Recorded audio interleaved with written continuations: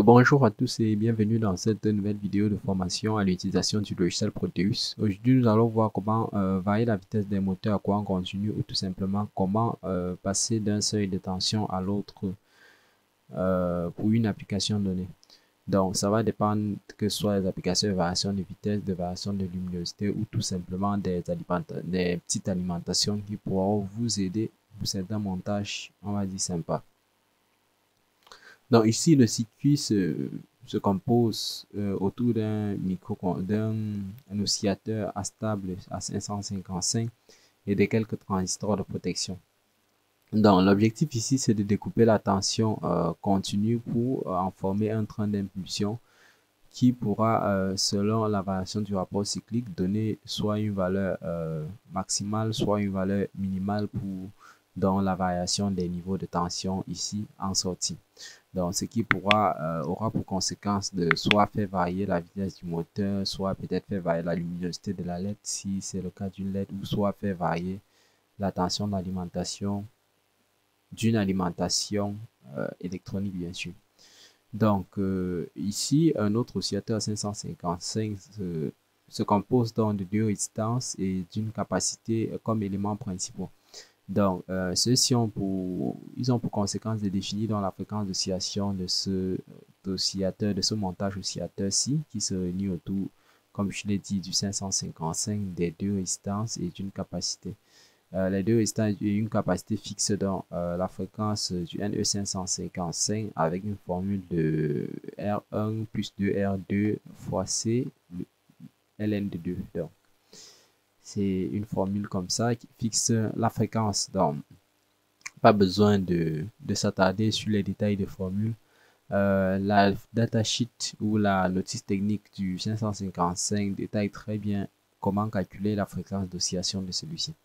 Donc, le moyen simple ici pour booster la fréquence serait de changer la capacité, de mettre une capacité plus petite ou tout simplement de changer la valeur des résistances pour l'application ou tout simplement de mettre des résistances variables pour pouvoir faire varier la valeur de la fréquence.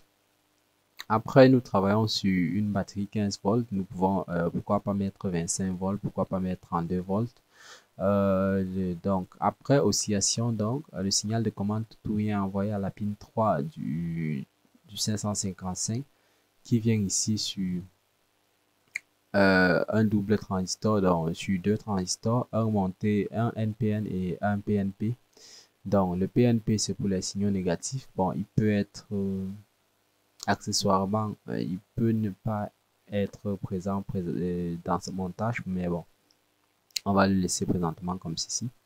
Donc, quand le signal arrive ici, il polarise le transistor NPN qui branche plus 5 volts ici. Et quand il n'y a pas de signal, c'est le contraire. On met plutôt 0 volts ici. Maintenant, pour le transistor de puissance qui va devoir gérer le courant que le moteur doit appeler. Ici, c'est un transistor MOSFET classique, donc c'est un IRF 540N pour notre cas. Et ici, nous avons besoin pour faire fonctionner le IRFP 540N d'une résistance de protection des grilles qui est souvent d'une valeur très élevée. Généralement, c'est à partir de 100 kg, 200 kg. Souvent, bon, ça va dépendre de l'application.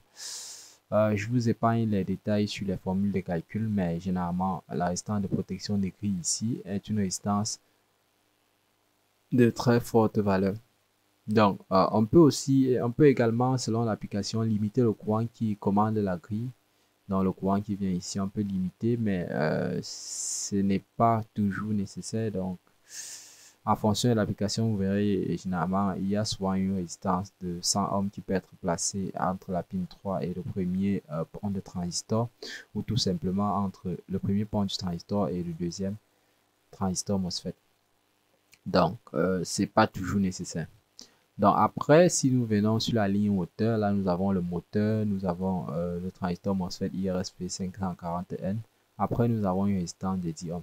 Donc la résistance de 10 ohms ici, c'est une résistance de tirage vers le bas, bien sûr.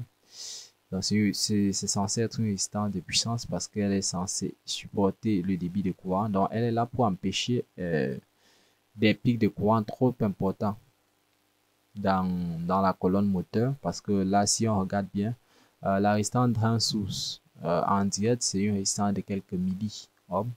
La résistance de l'inductant du moteur, c'est toujours quelques milliohms. Et si on somme les deux, vous voyez qu'on a toujours une résistance de quelques milliohms. Et si on applique à cette résistance de quelques milliohms la tension 15 volts, vous voyez que le courant s'envole. C'est bien pour cela qu'il faut placer une résistance ici. Une résistance qui est censée limiter le courant qui va parcourir le moteur. Donc vous voyez que là, à 15 volts sur 10 ohms, si on augmente les quelques milliohms ici, quelques milliohms, vous voyez, ça tombe du haut à 10 ohms.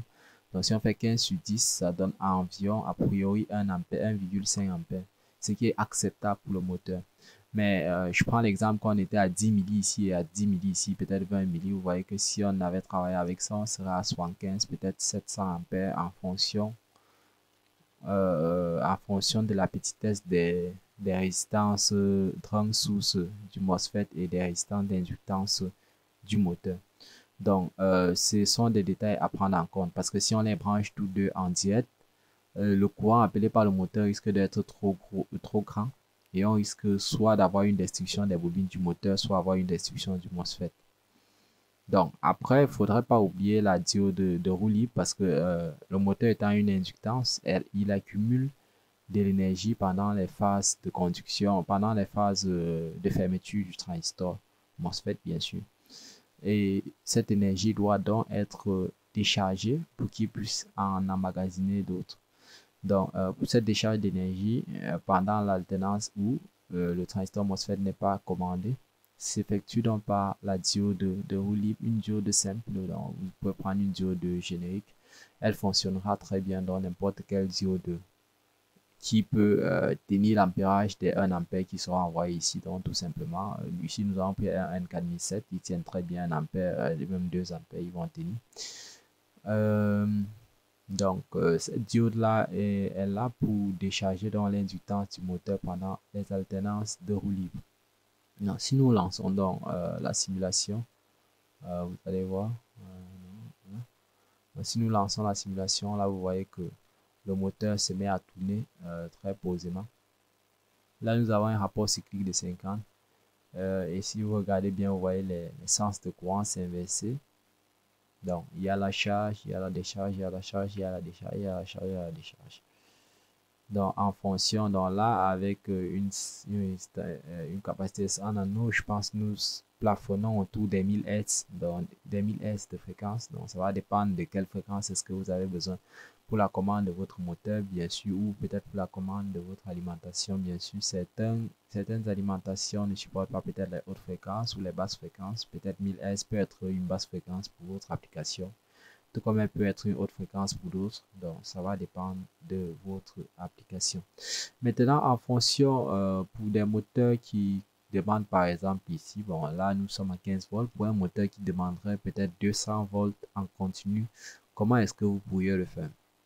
Donc, pour les moteurs qui demandent environ 200 volts, vous pouvez placer un autre transistor. Donc, là, nous avons un transistor MOSFET IRF 540N qui, si je ne me trompe pas, sa tension limite se plafonne peut-être autour des 100 et quelques de volts. Donc, peut-être une centaine de volts, on va supposer.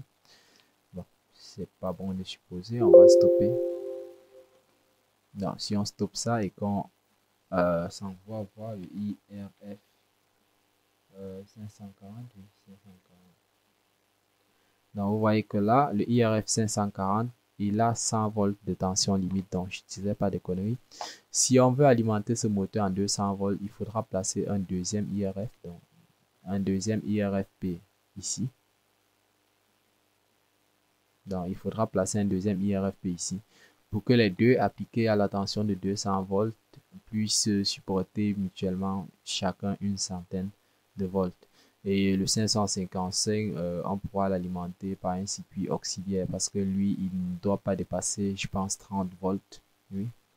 Donc, la tension d'alimentation du 555 ne doit pas dépasser 30 volts. Donc, c'est tout pour cette vidéo.